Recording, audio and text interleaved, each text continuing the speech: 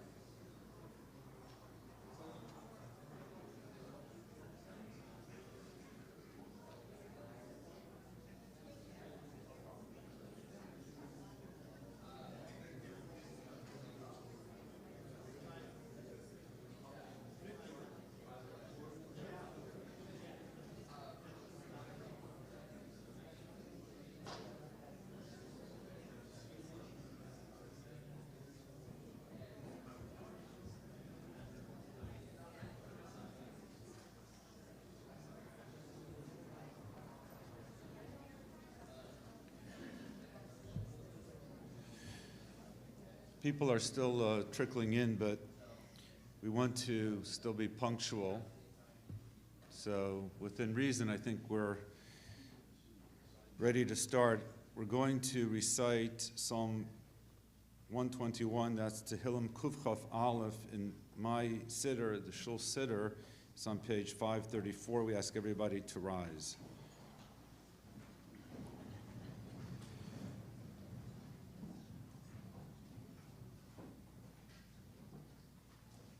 Shir lamalos esoyna el heharim emehei ayin yavo ezri. Ezri meihim Adonai osei shamayim v'oretz. Hayitein lamod raglecha yonu m'shomerecha. Hine lo yonum v'lo yishon shomer Yisrael. Adonai shomerecha, Adonai tzilocha yad yeminecha. Yomam hashemesh lo yakeka v'yoreach b'loilo. Adonai yishmorecha mikol ra, yishmor es nafshecha. Adonai yishmor tzeischa uvoecha me'ata v'yad olam. Please be seated.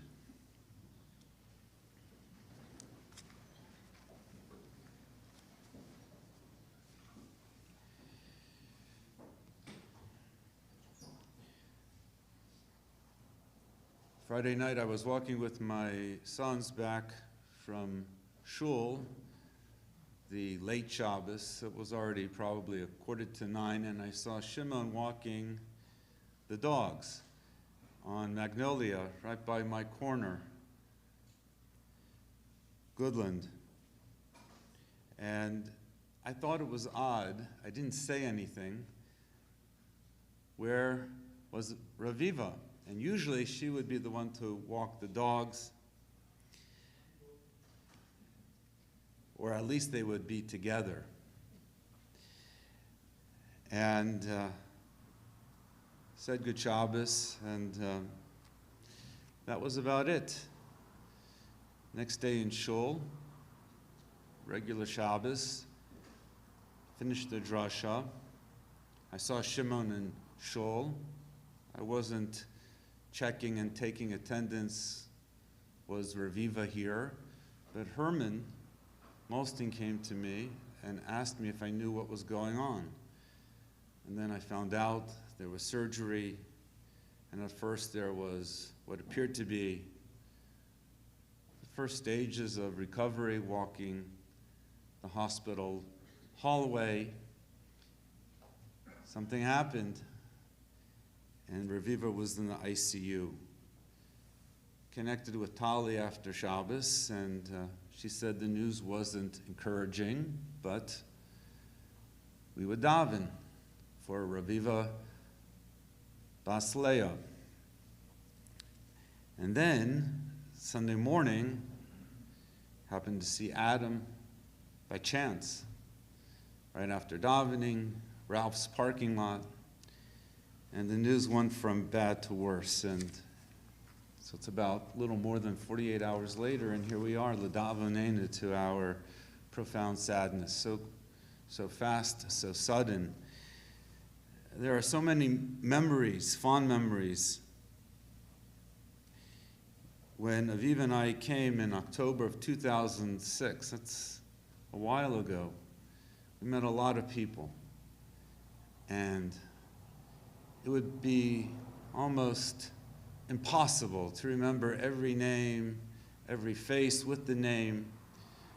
But Herman again called me around Hanukkah time. I was still in Columbus,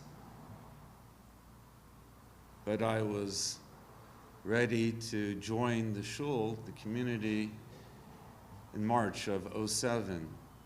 So I guess it was December of '06, Herman told me that Reviva Barak lost her mother. And to be honest, I couldn't place the name with the face, and why don't you give her a call, which I did. And it was a pleasant phone call to be Menachem Ovel, and she was so gracious. My first memory of her, without being able to imagine the face, with whom was I speaking? But she thanked me profusely for calling her.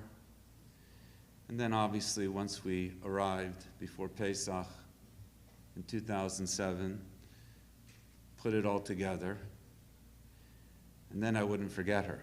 She was unforgettable. She was a strong lady, and she was opinionated, but she was at the same time very warm and very loving. And it's the classic Sabra, the Israeli, maybe a little bit prickly on the outside. I don't know if that's the best word, but she was strong, but inside full of heart, full of compassion.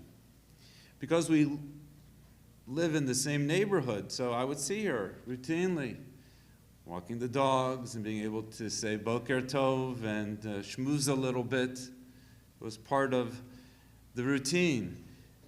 So without getting into details, but there was somebody who was going through a difficult time, a woman, and that particular morning, she was very distressed. And I happened to be outside, and Reviva brought her over to me. I said, you see, she's shaking. She's so upset. We have to help her. And it was so obvious that everything that she was saying, she meant, it was genuine. She wanted to be able to ease this woman's pains. She was so full of empathy. She was knowledgeable. Aviva, my wife, loved to speak to her at Kiddush, and she had her opinions.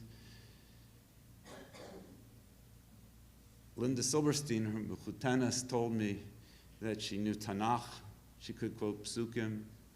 Obviously up to date in current events. I didn't know this, but she was once a teacher. She taught science, biology at Valley Torah, I believe. And she had a student, I won't mention the name.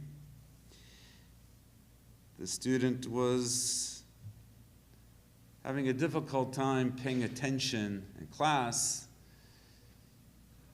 easily distracted. But this student had to pass the final exam, if I'm getting the facts accurately. And she took it upon herself, because Reviva was the teacher,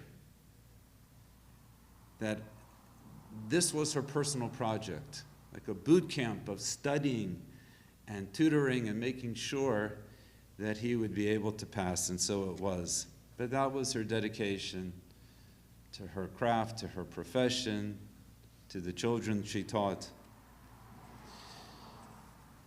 This might sound almost cliche or trivial, but Chazal say it. Our sages tell us that person always has to be aware that what's a priority has to remain a priority. The ikar has to be the ikar, and what is not as important, the tafel, what's secondary, and even lower on the list, has to remain secondary, tafel.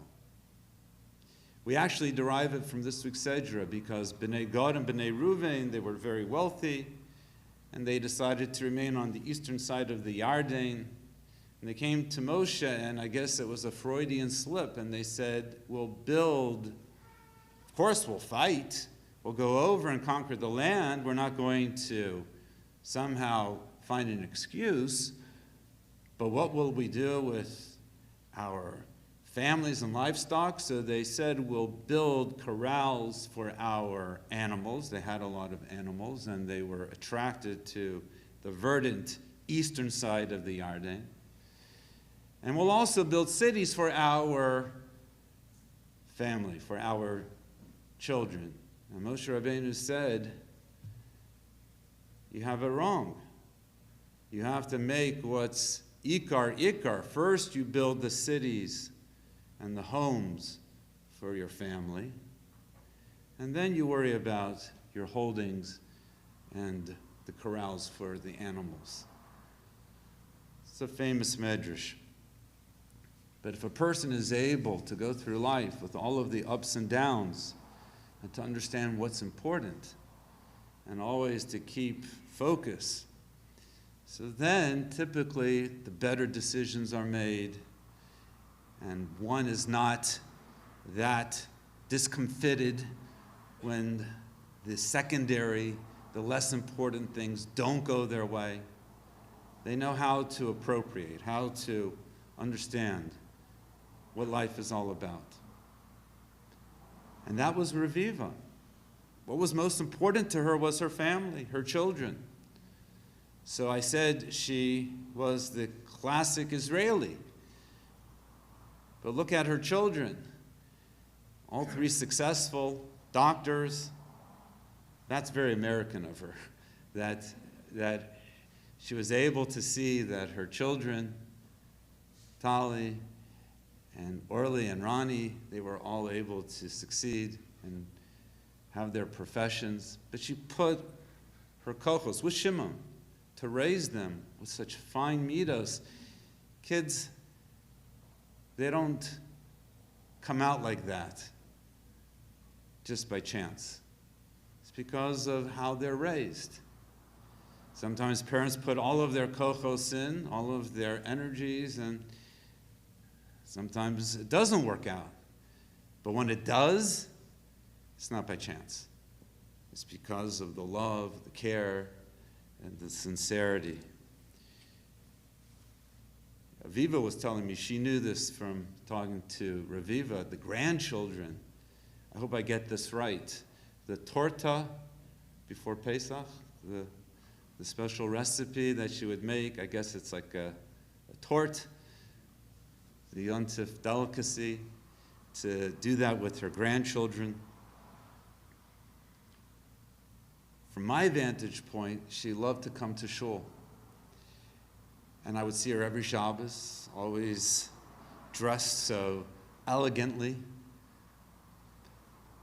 And we would speak, and then I saw that she wasn't coming, and we miss you. And she again, she was very gracious. She appreciated that we noticed. And she said, I'm having a hard time hearing, and it's hard for me because I want to participate. So she had some challenges, but if it was Shabbos or Yontif or Leil Purim, Purim night, or Tisha B'Av night, I have very vivid recollections coming. How could you not come to shul on Tisha B'Av night for Eicha? This was very important to her.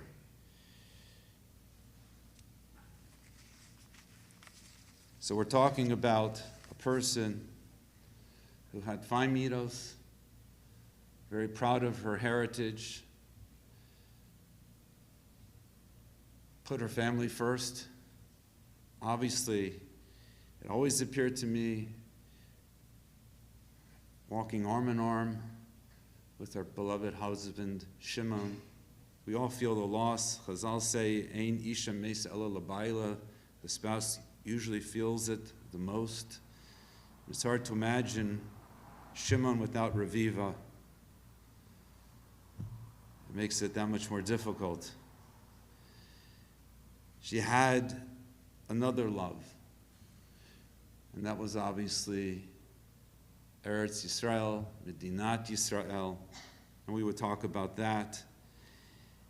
For those who remember, when the Mafudos were here, they would have a party at their house, either Yom Ha'atzmaut, Yom Yerushalayim, I guess it depended on the year, and there was music, and this is a very fond memory that Eli was passing around the microphone to sing, I guess some solos, and he gave it to Reviva. And normally don't listen to women solos, I was there. She sang. It was very sweet, very high-pitched, but on key, but a lot of heart. I don't remember which song, but it was a song appropriate for the Simcha. So Eretz Yisrael was always on her mind. And now she'll be returning. It didn't happen perhaps the way we had hoped for, maybe one day, Aliyah, return to the land of her birthplace. But she's returning to have her sense of peace. She doesn't have to worry anymore about not being able to hear. I didn't realize this, but there was also some issues she was having with her vision, and all of that is resolved. And she has the eternal repose in the land of the living. So we're going to miss her greatly. She was a special person, and as I said recently, just on Shabbos, this community has suffered a lot of losses in a short amount of time, all different elements of tragedy and sadness. But it's hard, it wears us down. And we await for better news, B'sarot Tovot. For the family, when the appropriate time arrives, after the Kfura, which will take place in Eretz Yisrael, and the family will return and hopefully travel safely, and everything will be efficient and make it back before Shabbos on Friday morning. But we also look forward to, besides the B'sarot Tovot, Yeshuot, for all of Klal Yisrael, and Nechamot, and comfort and consolation. It's hard to believe I'm saying this, but this is customary. We say, L'chi b'shalom, Reviva Bat Eliezer, go in peace. Reviva Bat Eliezer, L'chi b'shalom, go in peace. Macha Hashem Elokim Dima Me'al Kol Panim, Teinafshur Tzrura B'tzorachayim, and may her soul be bound up in the bond of eternal life. Obviously, we want to hear from the family, and first and foremost from her spouse, loving spouse, always together. We'll hear from Shimon.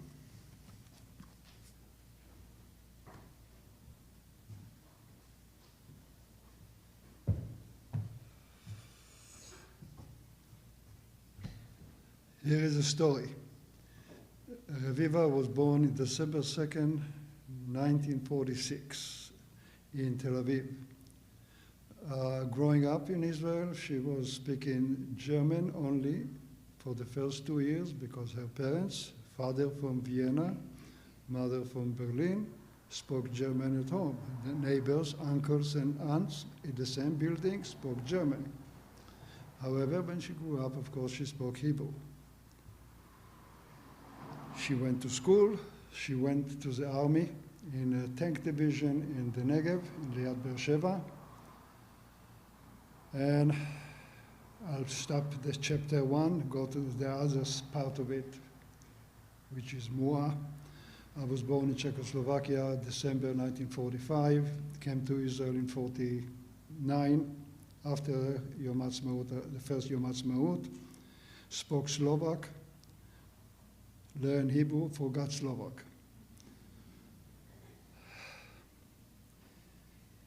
Reviva and I coincidentally took a class of math, advanced math. It was in trigonometry, geometry, and calculus. She had a hard time with that. She was very good in chemistry, but couldn't figure it out. She needed help. I happened to be okay with that. She kind of asked me to come along to her place and teach her how to look at it. To be fair, it didn't help. I have a pretty blonde woman sitting, a young woman sitting there. I didn't even know she just got out of the army at that time. I was way after the service. Here come 1967. We are going into the beginning of the Six-Day War. I've been called in for reserve in the Sinai Desert. We were there only 2 weeks preparation and then got in, and 5 days later we got out. We had a nice command car. We were in a heavy cannon division, shooting at the enemy we don't even see. It's a lot of mathematics to know how to use it, not like today that you really can pinpoint a window, you're guessing, and there's a way of doing reading topography and so forth. A week after the war, as soon as the war ended, we were told we can go back home. I had a driver named Lipa, a Russian immigrant.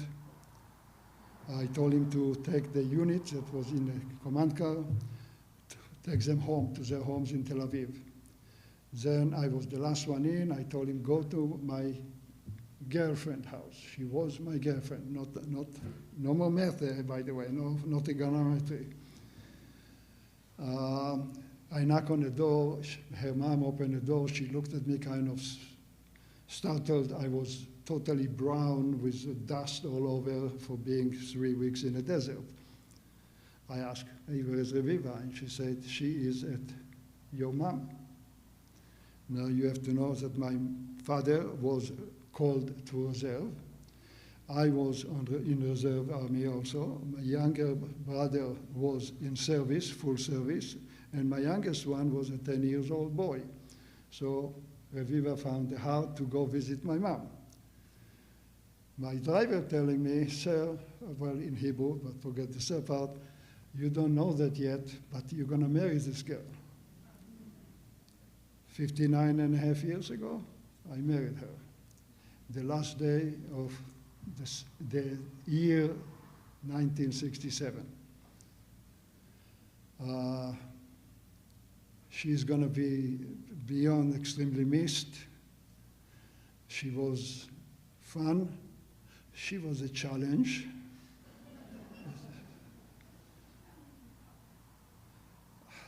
I'll miss her dearly.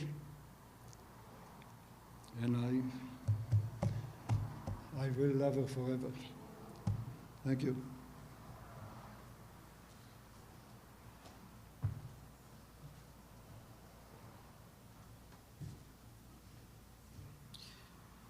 The Bechorah is Tali Silverstein, and to all of us, she'll speak about her mom.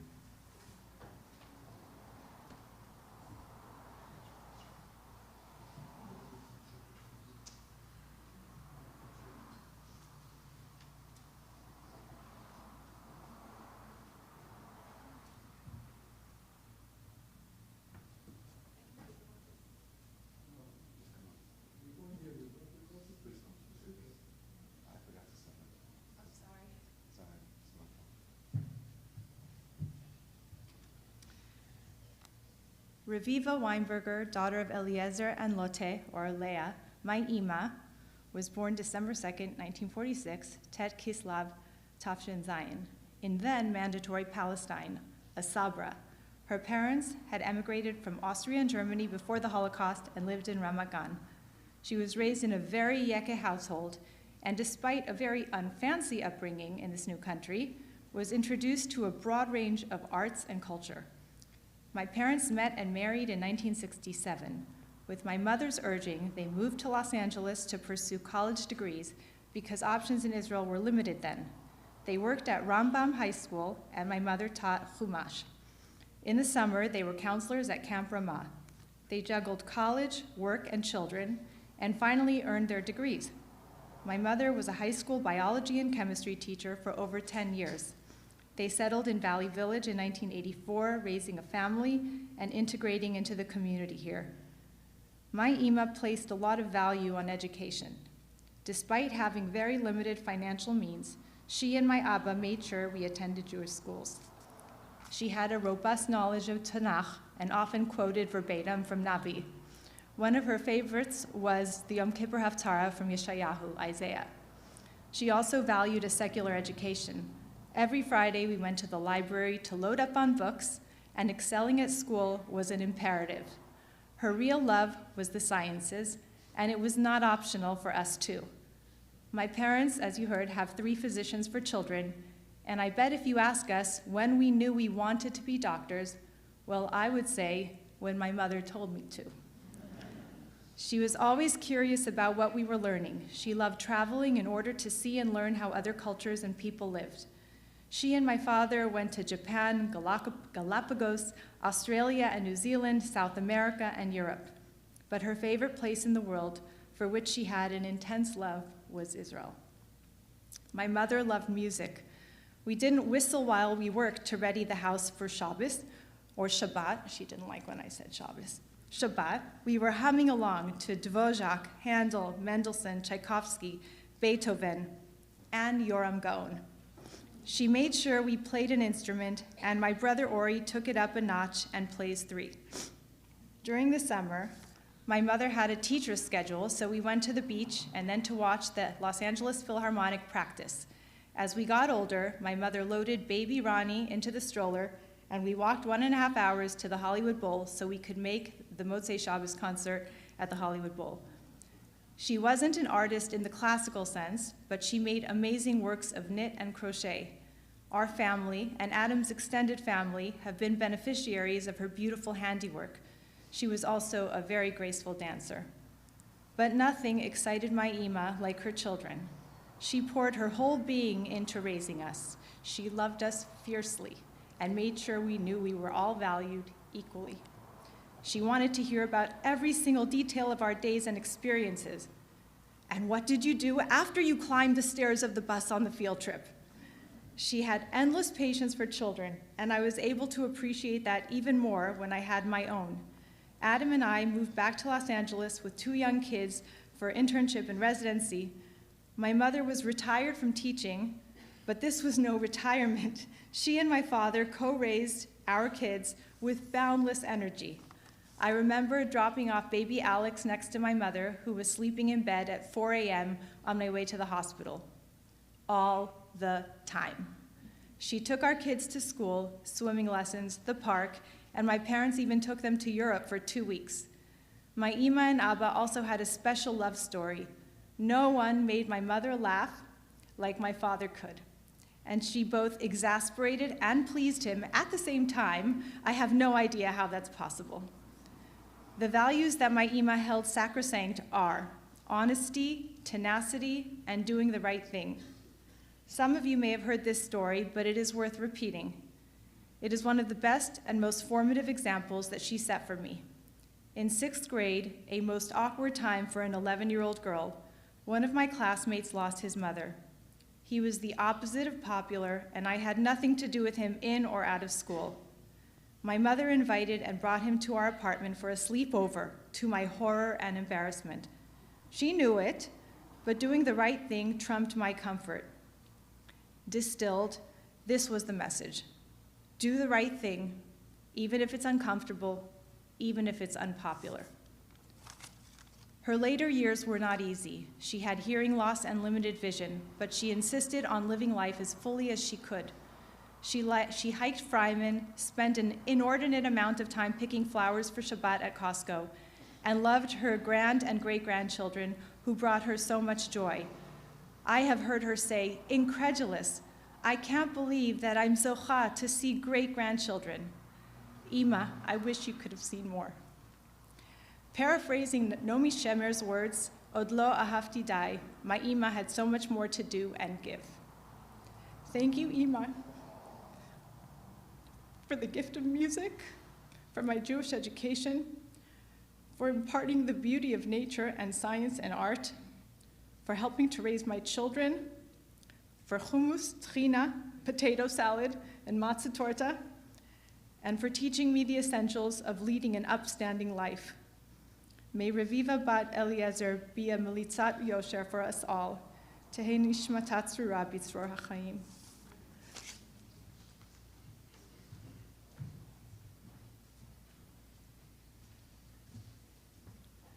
her favorite son-in-law, Adam Silberstein.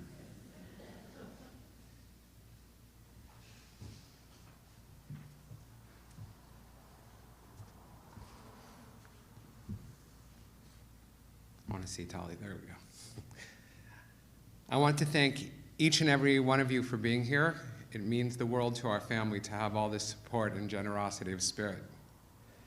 I will begin with a story that I believe captures my mother-in-law quite well. Tali, like so many, had always dreamed about having her own place in Israel. In 2024, we set out to make that dream come true, and Tali and I planned a trip to Israel to make that happen. We secured a real estate broker and mapped out a series of neighborhoods and properties to look at. We were on a mission. When my mother-in-law caught wind of our mission, she insisted on joining. She promised, and I mean promised, not to say one word or offer any opinions. She just wanted to join us on this trip. She made it clear we did not have to worry one iota about her opinions, likes, or dislikes. She would be there for support only. She knew the terms. The trip belonged to us, all business, and would require a lot of energy. She was 100% in for the ride and reiterated, I know, I won't say a word. We embarked on our journey, myself, Tali, my father-in-law, and my mother-in-law, and each place we went to, we got to experience her opinions, likes, and dislikes.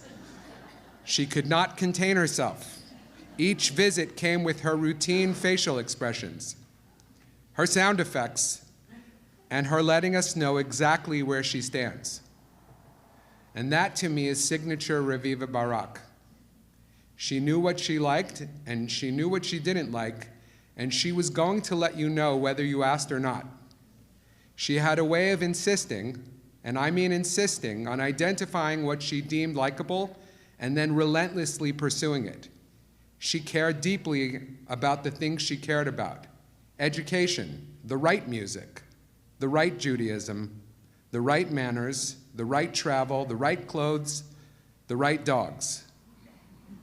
Conversely, she absolutely knew what she didn't like and would always let you know where she stands on those matters as well. Note to self, this would be the best time to insert a son-in-law, mother-in-law joke about how I was one of the things she did not like and how she would let me know. While we certainly had different ideas about likes and dislikes, there is a well-kept secret that has evolved over the years, and my youngest daughter, Noah, broke the story a couple of years back. In her Gen Z language, she announced to her siblings that, quote, hey, low-key, Safta and Dad are best friends, end quote. Yes, we found our rhythm over the years, and I really got to know her. How do I make sense of this complicated person, wearing life so heavy at times and at other times living with such jubilation and profound joy?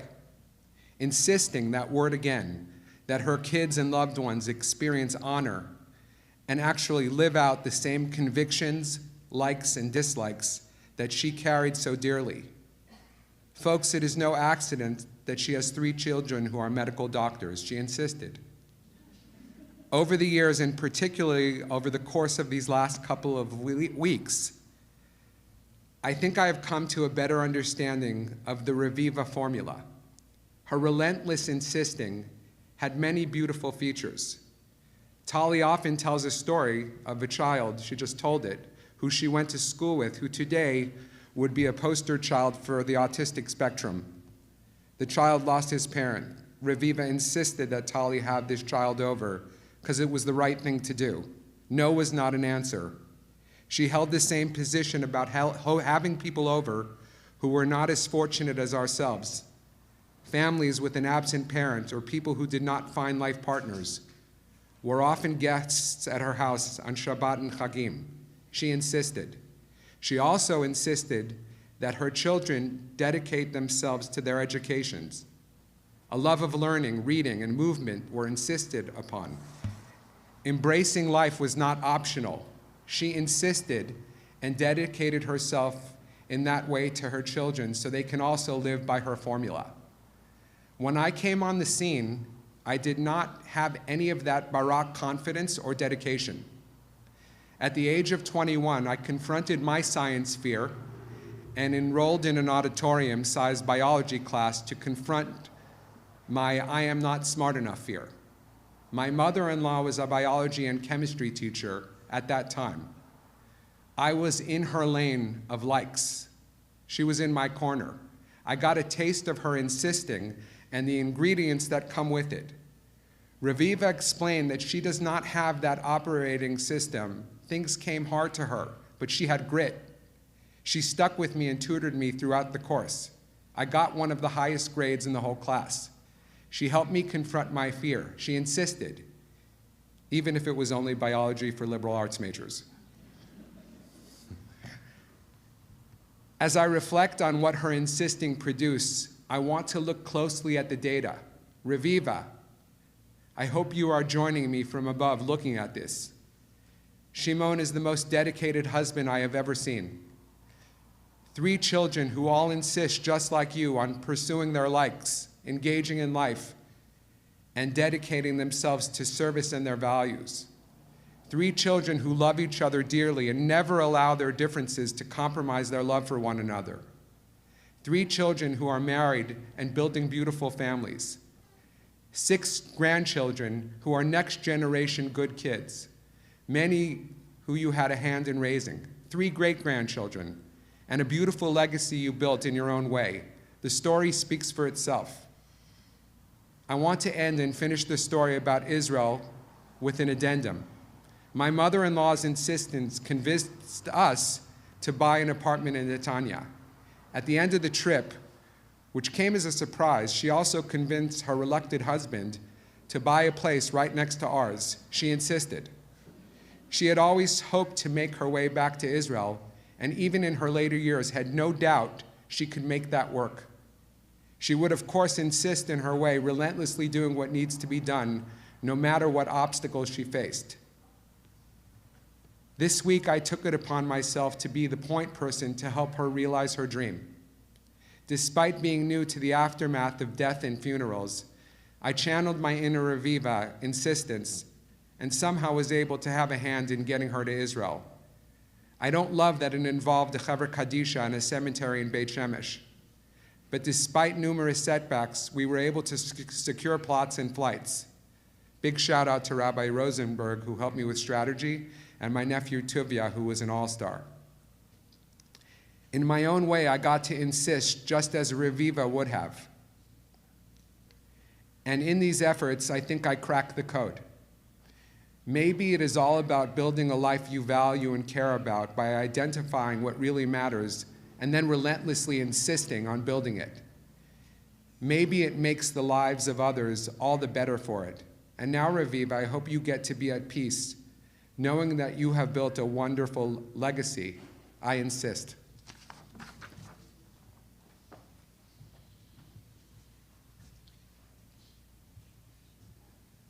We'll ask now oldest son Ori to say some words.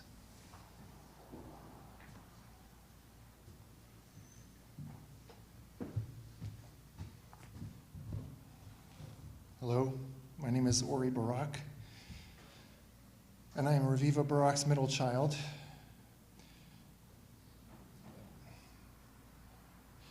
My middle name is her father's name, Eliezer, and thank you all for being here today. Thank you, Rabbi, for your words and your stories. I want to take this opportunity to thank my family. Through this incredible, difficult time, my father, my siblings, my brother and sister-in-law, my nieces and nephews, and their spouses have been an endless source of love, strength, and support. Thank you to my wife and children, Joan, Nia, Sai, and Nia, for being my bedrock and guiding me towards doing the right thing with a capital R. In short, there's been no shortage of helping hands, kind words, or people willing to show up whenever they were needed. I'm deeply grateful to each of you. I don't know how we would have made it through these past days without your unwavering love and generosity. And I think Ima would be very proud of the way our family has come together to carry one another through this loss. Together we gather to celebrate the life of an extraordinary woman, my Ima. I once heard a saying that no matter how old we become, there's something about losing your mom that makes you feel like a child again. And I'm finding this adage to be very true at this moment. There is no one else quite like the person who knew you from your inception, who celebrated your joys, worried through your hardships, and loved you in a way that only a mother can. I'm so sorry. I'll get through this. My mom was many things. As you've heard, she was strong, intelligent, and resilient. She devoted herself to the people she loved and gave so much of herself to our family. She had a way of making people feel cared for, and she did this whether through a kind word, a thoughtful gesture, or simply by always showing up. She taught us not only through her words, but by the way she lived. She celebrated our successes as if they were her own, and when life became difficult, she reminded us that we were capable of more than we believed. Alongside my father, she provided us with the confidence and resilience to face life's challenges, both internal and external. Abba, I was going to go through the story of how you guys met, but we'll skip that part. But we can say that your chance meeting in a geometry classroom became the beginning of a marriage built on love, partnership, shared values, and a lifetime of memories. The story of how they found each other feels almost like fate, a reminder that sometimes the most meaningful equations in life cannot be solved with numbers alone.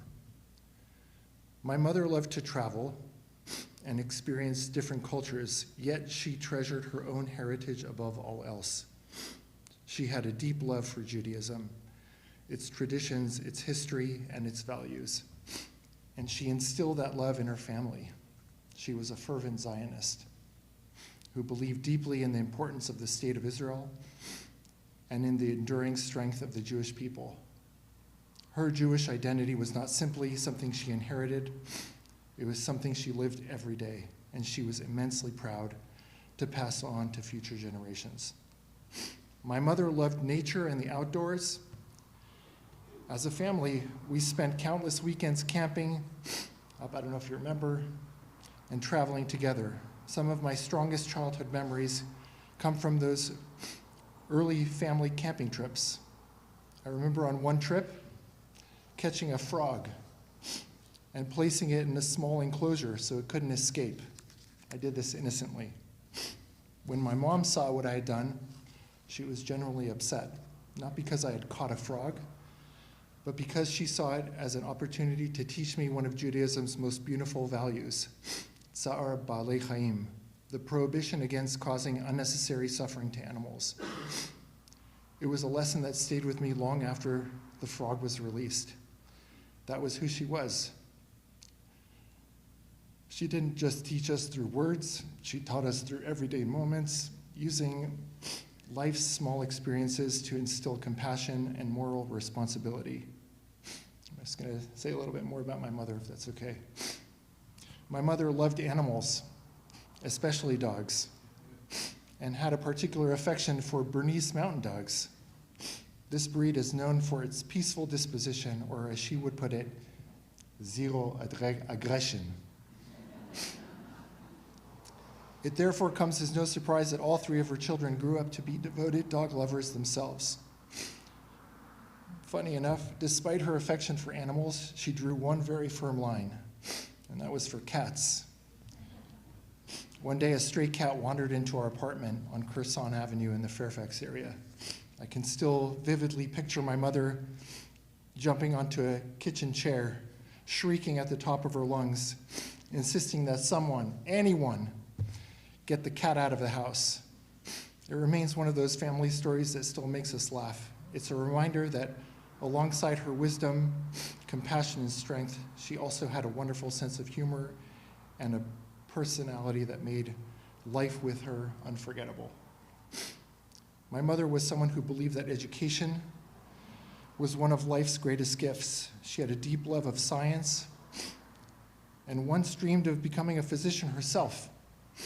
As an adolescent, I remember being sent to a life sciences summer camp where, among other things, human anatomy was taught. How delighted she was when she discovered that I had memorized all the bones in the body. What joy she derived from my learning. Instead of pursuing medicine, life took her in a different direction, and she set aside many of her own dreams. Thank you, Rabbi. She set aside many of her own dreams while pouring everything she had into her family. My mother made sure that each of her children understood the value of curiosity, hard work, and learning. She believed that education wasn't just about earning a degree, it was about becoming the best version of yourself. To her, achievement through education was success in its purest form. Because of her unwavering encouragement and belief in us, all three of her children became physicians. While we each earned our own education, the foundation beneath every one of them was built by our mother. She was our first teacher, our first mentor, and our greatest champion. Every patient we care for and every life we touch as physicians carries a small part of her legacy. Her passions extended far beyond science. She loved music deeply and believed it nourished the soul just as education nourished the mind. She made sure all of us received a musical education, giving us not only skills, but a lifelong appreciation for beauty, discipline, and creativity. She understood that a full life required both intellect and heart, and she worked tirelessly to give us both. My mother loved the water, and she passed that love on to me and my siblings, well, maybe not to you as much, Tali. She believed children should learn to swim as early as possible, and she made sure we did. Every summer, I swam on our local swim team, and even now as an adult, I still swim almost every day. When I was younger, I didn't always appreciate how wise she was, but over the years, I've realized what an incredible gift she gave me. The water has become my refuge, a place where I find peace, clarity, and healing. It has carried me through some of life's hardest moments. Thank you, Ima, for giving me that gift. It is one of the many ways you continue to take care of me even now. In fact, I went swimming right before I came here. Looking back, I realized that my mother's greatest accomplishment wasn't something she earned for herself. It was the lives she helped build. She sacrificed many of her own aspirations so that her children would have the opportunity to pursue theirs. That kind of love is quiet, it's selfless, and it's immeasurable. It doesn't seek recognition, but it deserves it. Today, when people look at our family and see 3 sibling physicians, an extended family full of joy, achievement, and service, I hope they also see the remarkable woman who made it all possible. My mother's fingerprints are on every one of our achievements. Her influence doesn't end with her children. It will continue through her grandchildren, great-grandchildren, and through the countless lives that will be touched by the family she shaped. Thank you all so much for being here.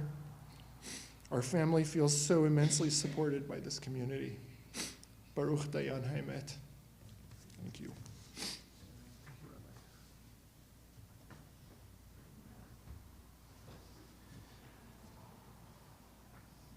Our final speaker will be from the next generation, the grandchildren.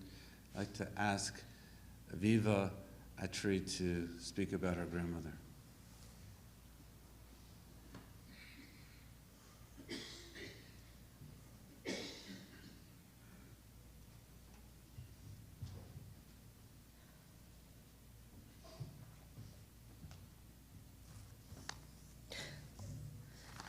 My Savta was someone who had a keen eye for beauty and for the finer things in life. She taught me what it meant to always look put together, to have wanderlust, and to appreciate life's little luxuries. She taught me how to pick the best flowers. They had to be firm and tightly closed so that they'd have time to bloom. She introduced me to really good chocolate, always reminding me that it had incredible health benefits, and also to every kind of berry imaginable. She had a way of finding beauty in the everyday and sharing it with the people she loved. My Savta played a huge role in raising me from a very young age. She would drop me off and pick me up from school, or if I was having a hard time, sit with me until I stopped crying. She took me to swimming lessons, karate, and every extracurricular activity my parents could not attend. Some of my favorite memories happened in Savta's car, where it always felt like an Israeli folk concert from the 1950s. Givatron, her favorite band, was the soundtrack to every car ride. My siblings and I spent countless Shabbats sleeping over at Sab and Savta's house, specifically on a floor bed. We'd wake up to what we'd call a fruit party, complete with chocolate milk, of course. I'll never forget watching Savta do leg exercises while brushing her teeth. Somehow, even that became one of those little memories I'll carry forever. My Savta was one of the classiest women I've ever known. Her love of color and style showed in everything she wore. She always had beautiful outfits, fabulous shoes, and perfectly manicured nails, always a classic French. She never switched it up. I don't think I'll ever see another French manicure without thinking of her. My Saba and Savta took trips that I can only dream of taking one day.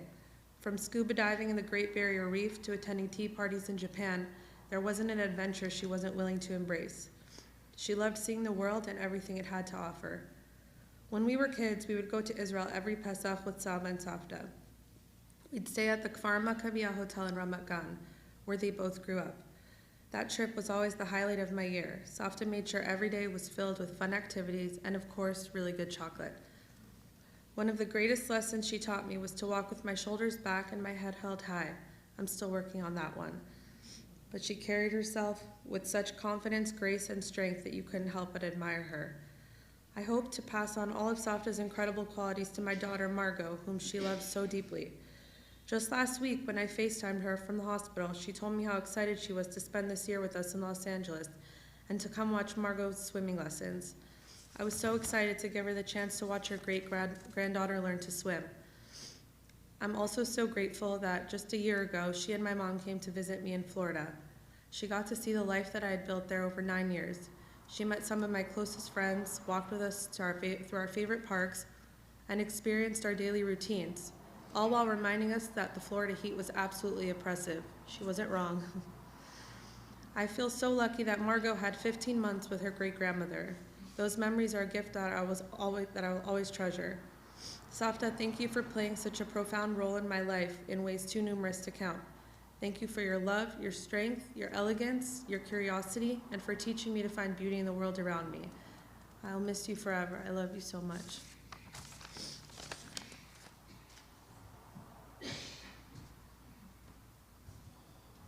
As was mentioned before, the Kfura is going to be in Beit Shemesh in Israel. The members of the family are leaving tomorrow on the flight directly to Eretz Yisrael, and then turning around on Thursday night and coming back to arrive here for Shabbos. So we'll get the information out about Shiva times. We're going to be malav the Aron, to escort the Aron a little bit on the street, on Chandler, as is the halacha. And we're going to conclude the service here in the shul with the Kelmale with Rabbi Schwarzmer.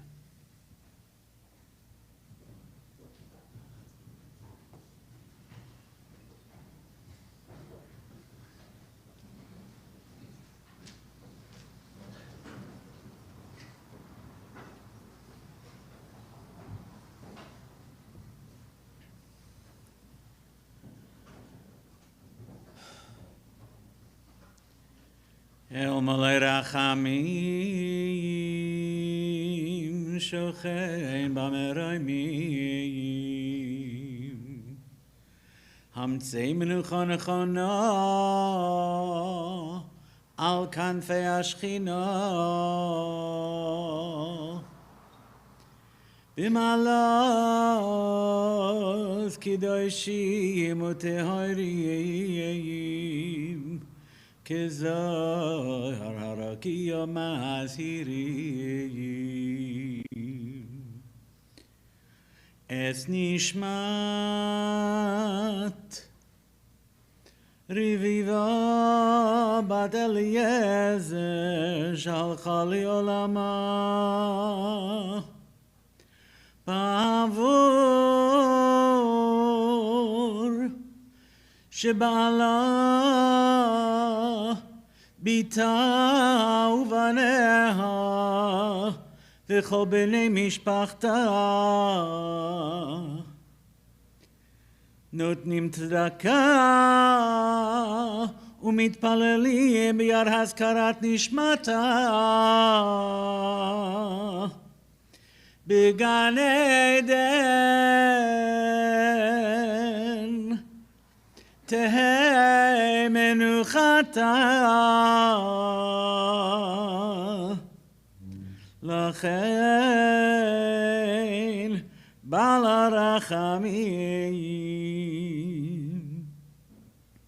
יסתירה בסתר כנפיו לעולמים ויצרור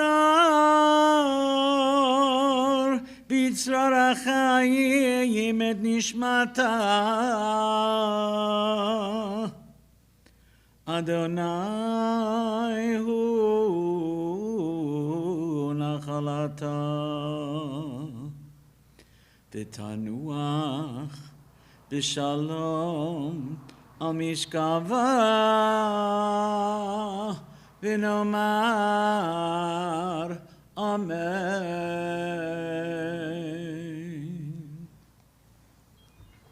I could ask those that helped with the casket earlier to please come forward, and everyone's welcome to follow behind. Then the Lavadar and Chandler.